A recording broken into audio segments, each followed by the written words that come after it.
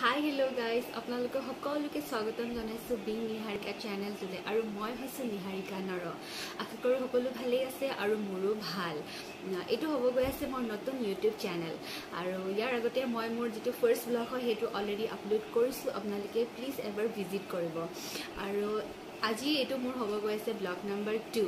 ইয়াৰ আগতে মই যেটো ব্লগ আপলোড কৰিছো তাতে মোৰ ৰেচিপি ভিডিও শেয়াৰ কৰিছো আৰু ইয়াতো মই এটা ৰেচিপি ভিডিও শেয়াৰ কৰিম। আজি মোৰ ৰেচিপিটো হৈছে ছাগলী মাংস একেবাৰে সহজভাৱে ৰন্ধা এটা ৰেচিপি। আশা কৰো আপোনালোকৰ এই ৰেচিপি ভাল লাগিব আৰু যদি ভাল লাগে তেন্তে মোৰ ভিডিওত প্লিজ আপোনালোকে এটা লাইক দিব, মোৰ চেনেলটো সাবস্ক্ৰাইব কৰি দিব আৰু কমেন্ট কৰিব। তেন্তে বলক আজিৰ ভিডিওটো আমি আৰম্ভ কৰো।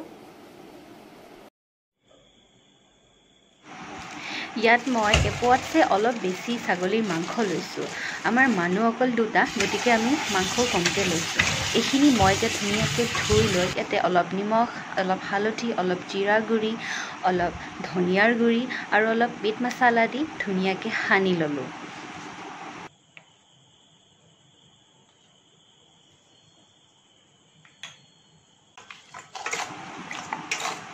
আৰু এতিয়া মই এইখিনি 20 মিনিট মানৰ কাৰণে মেৰিনেট কৰিবৰ কাৰণে ৰাখি দিলো।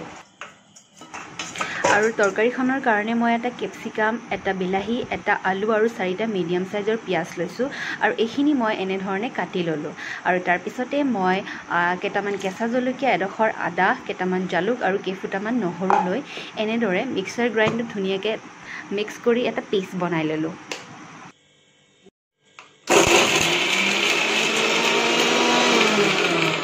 তাৰ পিছত মই এখন কেৰাহীত অলপ তেল দি তাতে মই দুখিলা তেজপাত, দালচিনি, লং আৰু ইলাইচি তেলত ভাজি দিলো।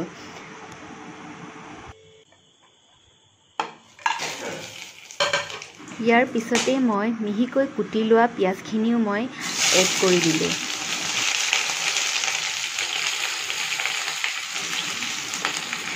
আৰু পিয়াজখিনি ৰঙচুৱা হোৱাকৈ 5 মিনিট মানৰ কাৰণে ভাজিলো।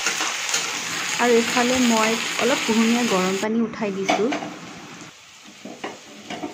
ইয়াৰ পিছতে মই সৰু এটা বাটিত আদা, নহৰু আৰু জলকীয়াৰ পেষ্ট, নিমখ, হালধি, জিৰা পাউডাৰ, লাল মিৰ্চ পাউডাৰ, মিট মছলা পাউডাৰ, ধনিয়া পাউডাৰ লৈ আৰু ইয়াতে কুহুমীয়া গৰম পানীখিনি দি পিনে ধুনীয়াকৈ মই এটা পেষ্ট বনাই ললো।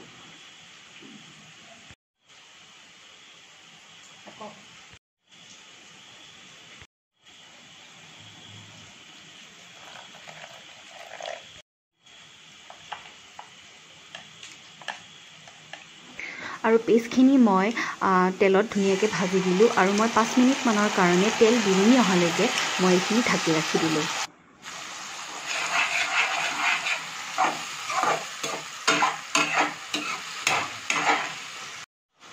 মছলাৰ পৰা তেল বিৰিঙি অহাৰ পাছতেই মই কাটি ৰখা বিলাহীখিনি ইয়াতে এড কৰি দিলোঁ।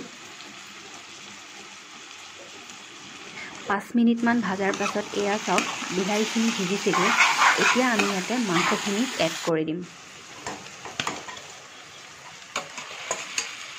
এতিয়া মাংসখিনি সিজিবৰ বাবে আমি 10 পৰা 15 মিনিটমান ৰাখি দিম।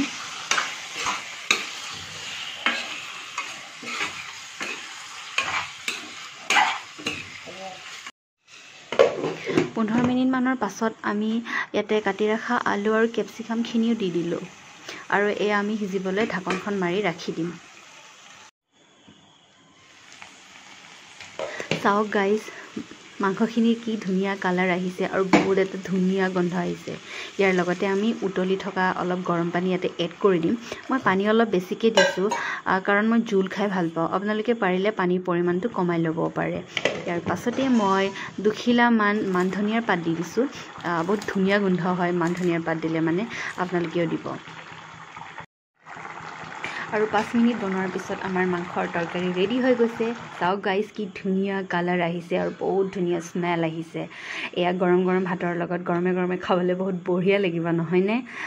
এয়াই আছিল আজি মোৰ ৰেচিপিটো। আপোনালোকৰ কেনেকুৱা লাগিলে প্লিজ মোক কমেণ্টত জনাবলৈ নাপাহৰিব আৰু মোৰ ভিডিঅ'টো ভাল পালে মানে লাইক কৰি দিব আৰু শ্বেয়াৰ কৰি দিব। Good bye.